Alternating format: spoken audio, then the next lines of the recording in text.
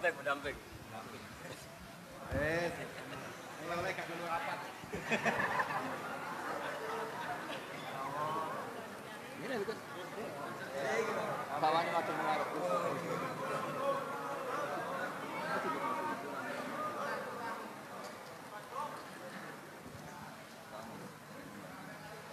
Assalamualaikum warahmatullahi wabarakatuh.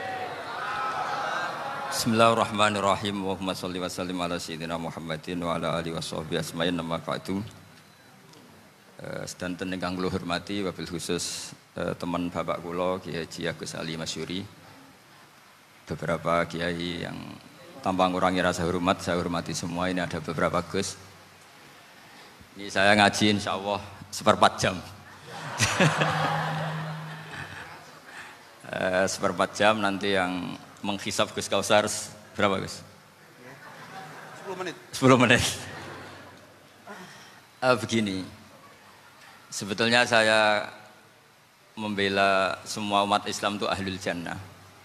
Karena saya ini ibarat marketing. Kalau orang Kristiani itu kan setiap orang mati sudah tenang bersama Bapak di surga. Jadi kampanye itu menarik sekali. Sementara kita sudah kiai, sudah imam masjid, sudah ulama, masih saja dikhawatirkan su'ul khotimah. Ini kalau kampanye ini tidak imbang, ini nanti saya takut kalah. Makanya saya bilang pokoknya semua orang mukmin itu ahlul jannah.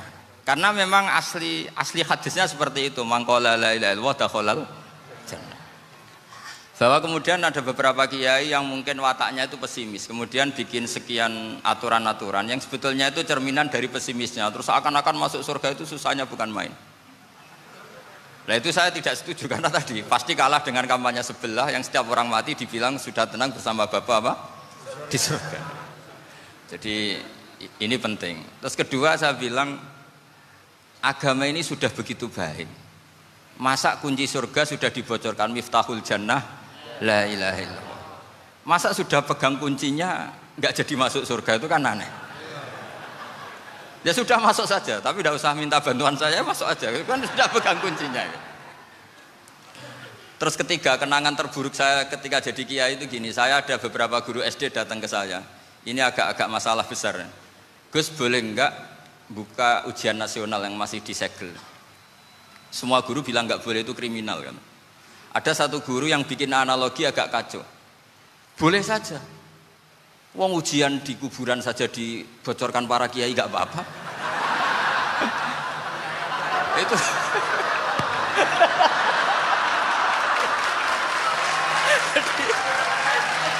tapi ini kriminal ya. Perhatian kepada kiai, nggak boleh memukul pemateri.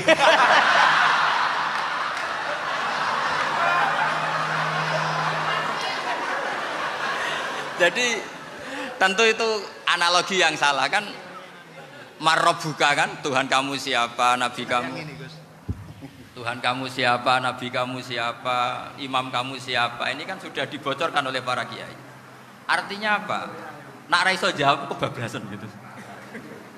Terus guru ini berpikir kalau ujian akhirat sekrusial itu saja bisa dibocorkan, kenapa ujian nasional tidak boleh? Tentu ini kias yang salah, saya tidak ngajari seperti itu.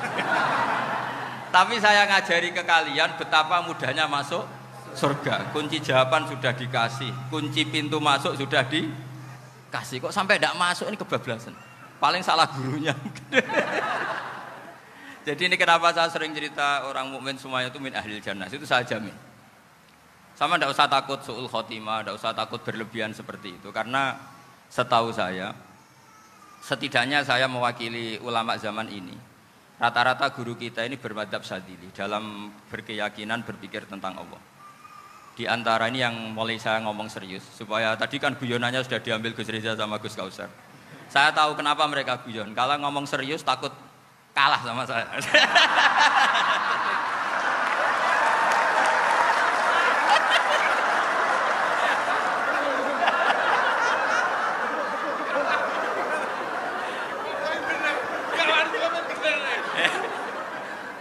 Karena saya ini sudah terkenal pemikir serius, jadi artinya itu satu kepintaran mengalihkan, ya, oh ya, sudah itu satu kecerdasan.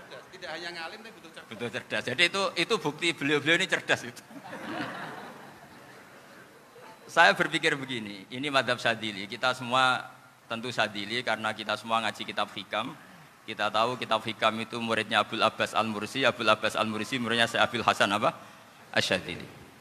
Saya masih ingat betul makalah itu dan saya ulang-ulang. Setiap saya ngajar di sarang saya ajarkan itu. Kilali kata Abul Hasan Asy-Syadzili, saya pernah dapat hatif, dapat semacam ilham. Apa makna min syarril waswasil khannas? Itu kata beliau dijawab oleh hatif itu. Hatif itu nggak perlu diterjemah tadi ada karena tadi diajarin itu. Apa yang dihidupkan itu nggak perlu dijelaskan. kata hatif tadi, waswasun yadkhulu bainaka wa baina habibika. Yunsika altofahu alhasanah wa yudzakiruka af'alaka asyi'ah wa yukassiru indaka dzatas shimal wa yuqallilu indaka dzatal yamin liya'dila bika an husni dzanni billah ila su'idzanni billah. Jadi yang dikatakan waswas adalah kamu digiring untuk hanya ingat sisi-sisi kamu yang negatif, dilupakan bahwa Anda punya sisi-sisi yang positif. Misalnya seperti ini, mungkin secara fikih tadi banser-banser tegas, wah ini masalah lelaki perempuan dipisahkan gini-gini. Tapi kenapa Ghazali bilang ya sudah gini gak apa-apa. Sebetulnya ada rukhsah. Rukhsah itu karena ini di depan umum. Yang paling pantangan Nabi itu la yakhluwanna rajulun bimra'atin. Ini ada yang menjaminnya gitu. Malah khawatir saya di sini dipisah tapi setelah berduaan nggak bisa. Jadi toleransinya karena ini di depan umum. Itu masih ada toleransinya. La yakhluwanna rajulun bimra'atin. Begitu juga ketika kita dosa, misalnya kita dosa. Orang Islam setiap dosa itu pasti ingat salahnya, kemudian istighfar. Dan ketika satu kebaikan dibandingkan keburukan, itu kata semua ulama, karena sayi'ah itu bernilai 1, kebaikan bernilai apa? 10. Itu masih surplus berapa? 9. Jadi itu cara berpikir Abul Hasan Asy-Syadzili. Kenapa kamu harus berpikir positif tentang Tuhan? Sekali berpikir tentang negatif, itu bahaya betul. Misalnya begini, kamu berpikir tak rewangi jadi kiai, sujud, rukuk, ternyata aku tetap mlebu neraka. Gunane apa? Itu menurut saya kan nggak punya akal. Sujud itu satu kelaziman menghamba kepada Allah. Normalnya seorang hamba itu ya sujud. Kemudian gara-gara kamu ingin masuk surga, terus logika kamu dibalik. Gunanya apa saya sujud? Ternyata saya masuk neraka. Itu pertanyaan yang benar-benar bodoh dan itu menjadikan Allah benci. Logikanya dibalik begini. Ini saya ngomong serius karena ini bentuk kemenangan saya ini bentuk kemenangan saya. Saya berkali-kali ngomong di kota pelajar di Jogja karena banyak pengujinya juga. Bukan sekedar pendamping tapi penguji. Banyak yang profesor, bukan sekedar dokter, banyak yang profesor. Jadi biar ini dok. Begini. Saya pernah ditanya sama seorang dosen, Gus, saya ini ngaji hadis banyak, tapi ada yang saya tidak paham. Yaitu mangqala la ilaha illallah dakhalal jannah, ada kalimat wa in zana wa in saraka. Meskipun pernah zina, pernah maling. Ini kan seakan-akan mentoleransi perzinaan dan pemalingan. Terus saya bilang, oh makna hadis itu seperti ini. Jadi kebenaran absolut, kebenaran yang mutlak itu tidak akan terganggu oleh status perilaku seseorang. Saya berkali-kali memberi contoh. Orang yang ditangkap KPK akan bilang 1 + 1 2. KPK-nya juga bilang 2. Rivalitas dalam politik, Pak Prabowo ya bilang 2, Pak Jokowi juga bilang 2. Orang yang zaniyah, yang lonte pun akan bilang 2. Muftinya juga bilang 2. Ketua MUI-nya juga bilang 2. Artinya gini, kebenaran yang absolut adalah kebenaran yang siapapun akan meyakini seperti itu. Seperti 1 + 1 2. Kamu punya musuh bilang 2. Kalau ibu-ibu ini punya maru ya marunya bilang 2 tadi tambah mama. Enggak tahu saya terjemahnya apa tadi. Nah, kebenaran yang absolut itu kebenaran yang siapapun pasti mengakui. Dan uniknya begini, saya pernah ngaji acara himmah, acara pondok sarang di Demak. Kalau kamu bilang 1 + 1 menjadi 2, untuk mengatakan 2 itu kamu butuh hadiah enggak? Mereka semua jawab enggak. Kita semua enjoy saja mengatakan tembok itu putih. Kenapa? Karena memang putih. Kita mengatakan 1 + 1 2 karena memang kita tanpa presentasi dapat hadiah, dapat penghormatan. Kenapa untuk mengatakan Allah itu Tuhan kita butuh surga? Memangnya kalau tidak ada surga Allah tidak jadi Tuhan? Ini problem orang soleh-soleh yang terlalu pesimis. Makanya nanti orang-orang soleh itu masuk surganya berat. Tapi kalau orang alim lebih gampang kira-kira seperti itu. Iya, karena kan imannya lebih bagus. Dalam hadis qudsi, Allah ini yang dibuli orang-orang soleh. Laulam akhluk jannatan wala naron alam akun ahlan an uto'ah, dalam hadis qudsi itu. Kalau saja saya tidak menciptakan surga dan neraka, apa saya tidak jadi Tuhan yang perlu ditaati? Apa kalau kamu tidak saya kasih uang 1 juta terus bilang 1 tambah 1 11? Enggak kan? Tetap bilang berapa? 2. Kalau kebenaran absolut yang 1 tambah 1 kamu bilang 2 meskipun tanpa mendapat hadiah. Kenapa untuk bilang Allah Tuhan kamu butuh hadiah surga? Itu kan ra ikhlas blas. Makanya saya terus mengajarkan ikhlas. Ikhlas itu bisa dilatih dengan akal, dengan pikiran, bil ilmi lah. Harus dilatih. Nah di sini ini momen atau makna yang mestinya harus difahami wa inzana bahwa kalimat ini sah meskipun dilafatkan seorang yang pernah zina. Sama seperti 1 tambah 1 2 sah, diucapkan siapa saja sah. Dan siapapun akan mengucapkan itu secara ikhlas. Ini penting saya utarakan. Sehingga setelah ada firqah-firqah takfiri yang mengatakan orang megang keris itu syirik, ke kuburan syirik, ini syirik. Itu salah besar. Salahnya adalah tadi kalimat-kalimat atau kebenaran-kebenaran absolut ini sudah jadi sibghata wa man ahsanu minallahi sibghah. Kalimat ini begitu absolut di hatinya orang mukmin. Sehingga ketika terganggu oleh hal-hal yang adat istiadat kayak pegang keris, kayak apa, ini tidak mengganggu. Tetap kualitas iman ini di atas keyakinan adat membawa apa keris. Kalau orang membawa keris menjadi syirik karena percaya sama makhluk. Orang misalnya kejawen kalau nggak bawa keris nggak nyaman. Orang kota itu kalau nggak bawa ATM juga nggak nyaman. Itu tidak dihukumi syirik. Kamu pergi lupa bawa HP nyaman enggak? Enggak, kenapa tidak dihukumi syirik?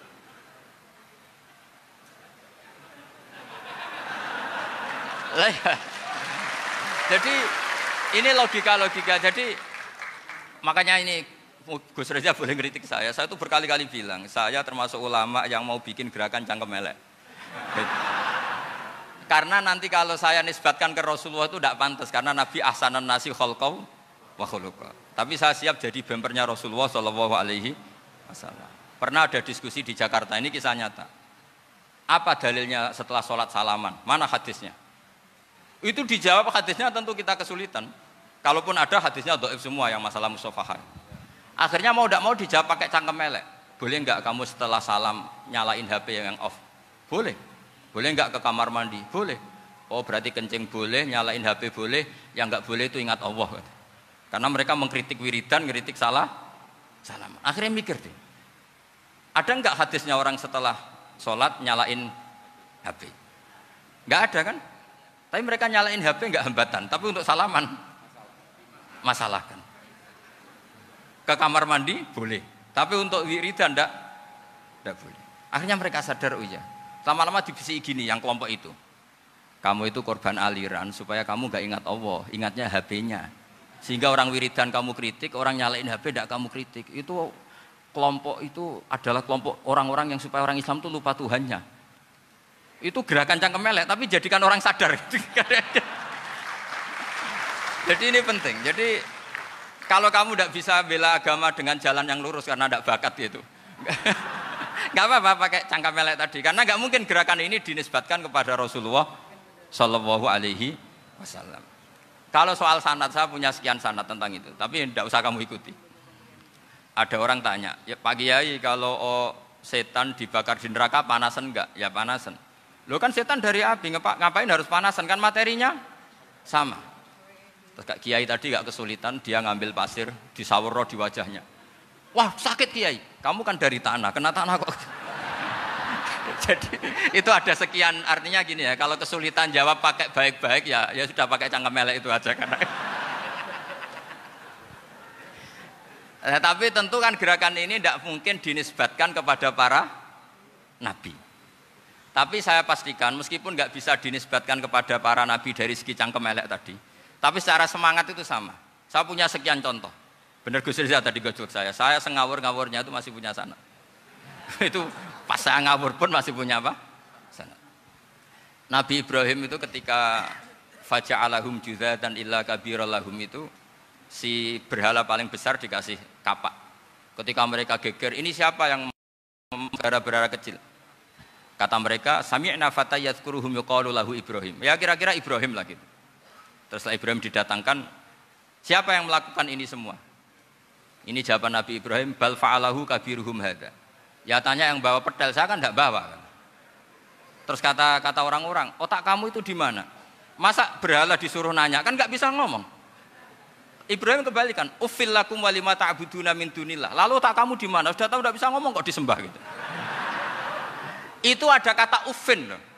Uffin itu kalau diterjemah kira-kira ya agak-agak jancuk gitu. Kira-kira ya kira-kira seperti itu. Jadi sekarang dalilnya jancuk apa Gus? Biasa misalnya saya bilang sudah. Gimana? Jancuk itu dari daksu, dak tinggalkanlah suan perkara sing elek. Krono ilate wong Surabaya kakean rawon, akhirnya ngomongnya jancuk.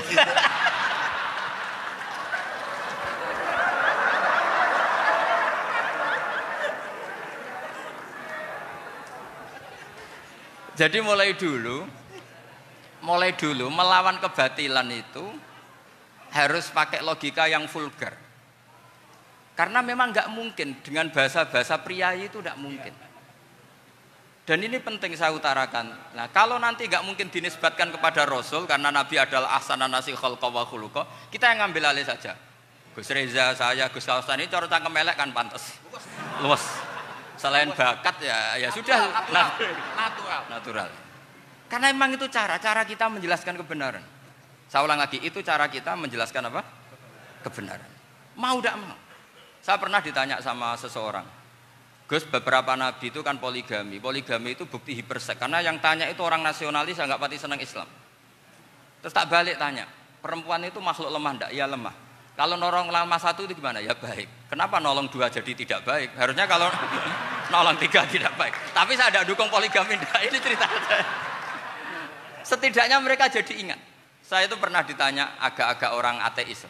Dia benci Islam tapi neliti Islam. Pertanyaan kedua, kenapa dalam perang itu seakan-akan Nabi itu perampok? Hartanya orang kafir disita kemudian menjadi ghanimah. Itu kan kayak ngerampok. Terus saya tanya gini, kalau ada penjahat ke rumah kamu kemudian pakai senjata api, setelah kamu ringkus, itu senjata api kamu kembalikan apa kamu sita? Oh ya saya sita, kalau tak kembalikan dipakai ngerampok lagi. Ya sama seperti itu, kalau kekuatan mereka dikembalikan akan dipakai kekuatan mereka lagi. Jadi ya lagi-lagi ini kemenangan orang serius. Karena nanti guyonnya sudah dintekno sama Gus Safa sama Gus Riza. Nah, kenapa saya ngajar begitu rileks, begitu santai? Karena pikiran saya sederhana. Fa innal uqula muttarratun ila qabilil haq. Akal sehat pasti dipaksa menerima apa? Kebenaran. Sehingga kebenaran itu tidak usah kamu ngomongkan secara serius, secara tidak perlu. Kebenaran itu mudah diterima. Saya itu pernah ngaji berkali-kali di Jogja di mana-mana sampai ada buku seorang dokter nulis tesisnya itu bangga lagi menjadi muslim setelah ngaji saya itu. Karena saya menerangkan itu ringan. Orang Islam itu harus mencintai Allah. Ciri utama cinta itu tidak tegang, rileks. Saya bilang begini, kalau kamu pernah 1 tahun digratisi orang rumah, makanan, kamu kira-kira itu mudah nggak mencintai orang yang berjasa sama kamu minjemin rumah dan ngasih makan gratis? Mudah kan? Apalagi kita ini mudah mencintai orang yang minjemin mobil 1 tahun, ngasih rumah 1 tahun, apalagi selamanya. Kenapa kita tidak mudah mencintai Allah yang memberi kita bumi, air, oksigen, semuanya kita dikasih Allah. Akhirnya mereka mikir, wong mencintai seseorang yang ngasih dalam durasi 1 tahun saja mudah, apalagi mencintai Allah yang ngasih kita tanpa batas. Itu disebut walladzina amanu asaddu hubbal lillah. Orang mukmin itu mudah sekali mencintai Allah. Caranya dilatih tadi. Kita mudah mencintai orang yang berjasa sama kita. Kenapa tidak mudah mencintai Allah yang tentu jasanya lebih besar? Nah, karena akhir-akhir ini banyak orang yang terlalu nazir, terlalu kata Nabi kan basyiru wala tunaffiru yasiru wala tu'assiru. Sehingga saya bikin gerakan. Pokoknya semua orang mukmin pasti masuk surga. Nanti soal ada kesalahan-kesalahan kecil yang menjadikan orang su'ul khotimah itu sifatnya kehati-hatian. Jangan menjadi hukum. Hati-hati itu tidak menjadi hukum. Kalau kamu nyupir hati-hati itu bukan berarti pasti kecelakaan, enggak. Hati-hati itu ya hati-hati saja, tidak menjadi hukum. Ini penting saya utarakan karena kubu sebelah kampanyenya sudah tadi, setiap mati mesti tenang bersama Bapak di surga. Sementara kita mau kampanye, kamu sholat tidak mesti diterima, haji tidak mesti diterima, jadi kiai tidak mesti masuk surga. Coba kalau kita kampanye gitu terus, yang mau jadi muslim itu siapa? Jadi ini sudah tak perhitungkan matang-matang, saya milih macam seperti itu. Ya ini saya pikir sudah, ini pembandingnya supaya punya waktu. Saya suka sekali. Nah ini yang sesi terakhir ya, sesi terakhir. Saya akan cerita fikih karena Nyun sewu Gus, ada iklan sebentar dari ibu-ibu, pentolan mic kurang dekat ke mulutnya Gus Baha. Sehingga suaranya tidak terdengar sampai ke belakang. Oh, gitu, pentolannya ya? Didekatkan Gus ke mulut. Ini kalau ngomong konotasinya itu mesti nyerempet. Sudah apa ya? Sudah ahlinya di situ. Ya malah ada di situ.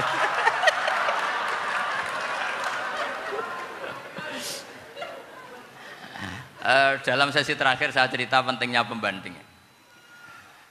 Imam Rafi'i itu yang ngarang kitab Muharrar. Kitab Muharrar ini adalah ringkasan dari kitab Al-Wasit. Al-Wasit itu karangannya Imam Ghazali. Al-Wasit sendiri ini khas ngaji NU, karena NU maknanya Nahdlatul Ulama, gerakan para ulama. Jadi kalau nggak ngerti alim-alim seperti itu ya ada NU. Sebenarnya sampai itu pasnya Nahdlatul Ummah, gerakan umat. Tapi kan sudah jadi partai politik Nahdlatul Ummah. Karena yang katakan NU itu Nahdlatul Ulama, gerakannya para ulama. Imam Rafi'i itu berpendapat sujud itu cukup pakai baduk, pakai jidat. Itu dalam kitab Muharrar. Wal asoh anna sujud yasihu mau cukup biwat iljabah. Ketika Imam Nawawi mentasih kitab Muharrar namanya Minhajut Thalibin, itu mengkritik Imam Rafi'i. Kata beliau, sujud itu untuk sah harus melibatkan 7 anggota. Karena berdasar hadis umirtu an asjuda ala sapati a'zumin, yaitu al-jabhah, wal yaden, warubaten, wal kodamen, yaitu jabhah 2 tangan, 2 lutut dan 2 kodamen. Akhirnya saya ngecek di kitab asli, Imam Rafi'i termasuk Ashabut Tarjih dan Imam Nawawi. 2 orang ini khilaf. Kan nggak mungkin kita sebagai mushahihnya, karena yang khilaf ini 2 ulama besar, satu Imam Rafi'i, satu Imam siapa? Nawawi. Kita tidak bisa hanya ngikuti Fathul Mu'in yang mengatakan idza khtalafan Nawawi wa Rafi'u quddiman Nawawi, tidak bisa, karena Imam Nawawi ini sering nginduk sama kitabnya Imam Rafi'i karena senior Imam Rafi'i. Setelah saya cek di kitab kitab asli Mamba ya, satu sumbernya semua madzhab apa? Syafi'i. Ternyata Imam Syafi'i nak ngedikan hanya begini. Wa uhibbu, saya suka setiap orang Islam sujud itu melibatkan 7 anggota karena itu aman, pasti sah. Tapi wayah tamilu, kata beliau, tapi mungkin saja sujud hanya watul jabah itu sah. Kenapa kata Imam Syafi'i? Liqaulihi sallallahu alaihi wasallam atau li du'aihi apa sallallahu alaihi wasallam fi sujud sajadalaka wajhi wa sam'i wa basori. Nabi ketika sujud itu hanya berdoa, ya Allah sujud kepada engkau wajhi wa sam'i wa basori. Nabi tidak menyebut wayadi wa rukbati wa qadami. Sehingga saya berkali-kali bener kata Gus, saya ini pembela umat sing sujute 7 anggota ya taklem pantes dadi Rais Suriah. Itu. Yang sujudnya batuk tok ya tetap sah ngikuti madhabnya Imam Rafi'i. Meskipun itu tidak saya anjurkan. Tentu tidak saya anjurkan. Alasannya Imam Syafi'i tadi, Rasulullah pernah berdoa dengan kata-kata sajadalaka wajhi. Bukan diteruskan wayadi warubati wakodah. Sehingga fal khilaf huna bakin ala khiddati kalau dalam bahasa fikih. Khilaf biar tetap sesuai aturan khilaf masing-masing. Enggak perlu kamu menggugurkan pendapat Rafi'i yang mengesahkan sujud hanya pakai jabhah. Ini penting karena tadi seperti saya katakan, yang sujud anggota itu ya masuk swarga mergo pintere, sing nganggo bathuk tok yang mlebu swarga mergo gobloke tadi, karena aksaru ahlil jannah al-bulhu. Nah ini madhab saya. Jadi saya itu ingin umat Islam itu baik-baik saja. Iya betul, madhabin jenengan. Ya. Karena tidak mungkin, nah kita tidak bela Islam di zaman akhir tidak mungkin, karena di kubu sebelah kampanyenya sudah seperti itu.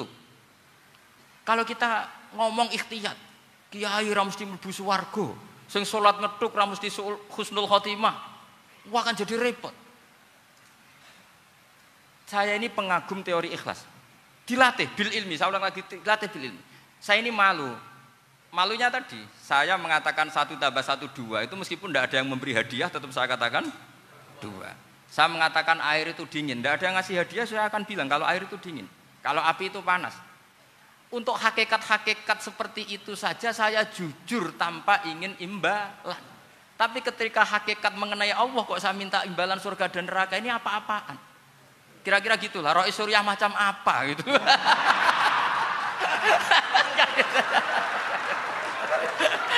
Ya saya kira demikian. Assalamualaikum warahmatullahi wabarakatuh. Waalaikumsalam warahmatullahi wabarakatuh.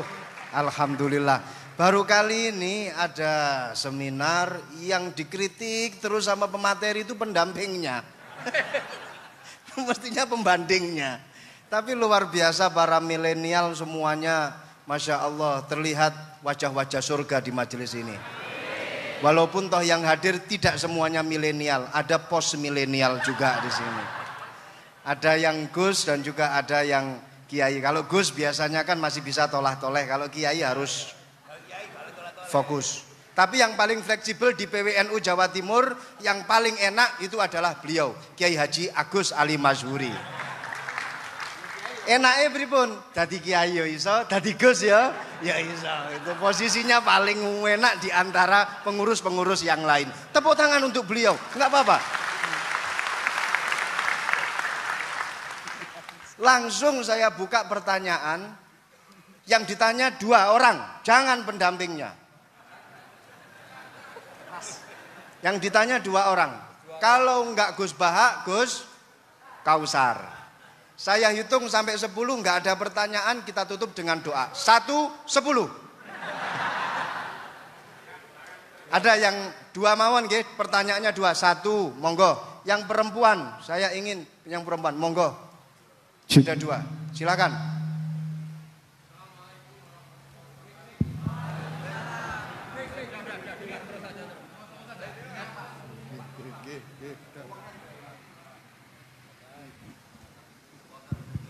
Bismillahirrahmanirrahim.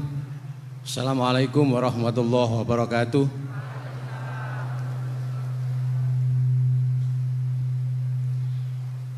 Yang saya ingin tanyakan kepada Gus Baha, saya itu sering ngaji lewat YouTube panjenengan Gus.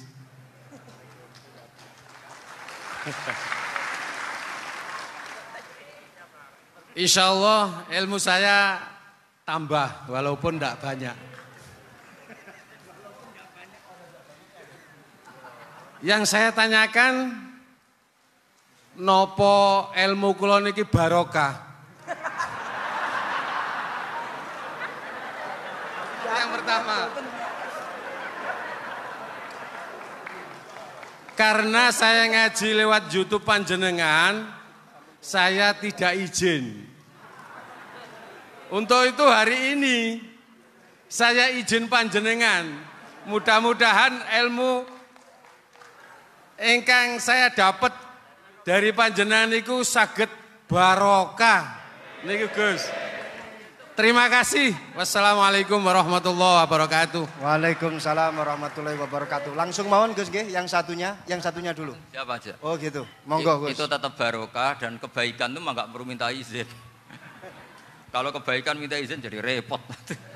Jadi kalau dalam kitab fikih disebut iktifaan bil izni syar'i, karena syara akan selalu memberi izin sama kebaikan. Itu udah hanya masalah YouTube sampean. Tadi melihat wajah Gus Ali ibadah, pamit dulu. Nanti kalau ada orang alim lewat mau lihat juga pamit dulu. Lama-lama mau baca sholawat, ya Rasulullah pamit dulu mau baca sholawat. Jadi semua kebaikan itu cukup iktifaan bil izni syar'i. Ya jelas ini ya.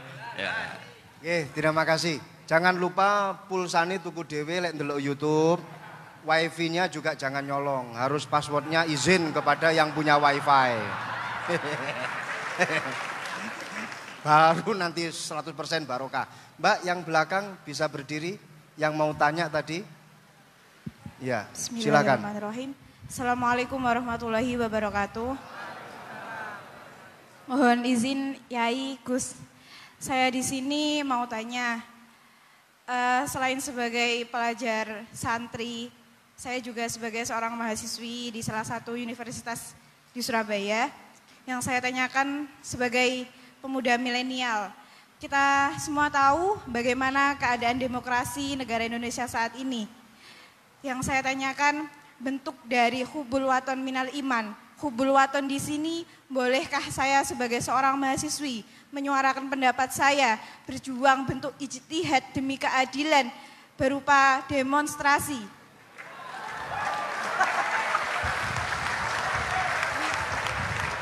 Ngapunten. Yang saya tanyakan di sini, bagaimana menurut Gus, apakah saya melakukan demonstrasi ini sudah baik atau sangat baik atau mungkin perlu dikaji kembali? Terima kasih. Wassalamualaikum warahmatullahi wabarakatuh. Hubungan antara demonstrasi dan hubbul wadon minal iman. Hah? Oh ya, hubbul waton minal iman. Monggo Gus.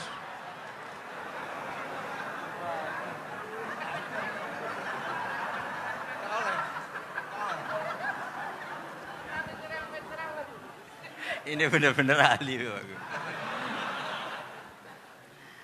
Begini kan, demonstrasi itu kan makna pokoknya itu kan apa? Memperlihatkan. Makanya demonstrasi kekuatan maknanya ya show ya, memperlihatkan satu apa? Kekuatan. Sehingga kalau dalam Islam itu ya fleksibel, asal itu tidak merugikan orang lain, tidak anarkis, tidak mandorot bagi kelompok lain tentu boleh. Bahkan kalau tidak menyuarakan suara kita tentu dengan cara-cara yang tetap islami ya, itu malah kita disalahkan karena berarti tidak ikut bertanggung jawab terhadap proses bernegara, tapi tentu disuarakan secara konstitusional dan secara baik.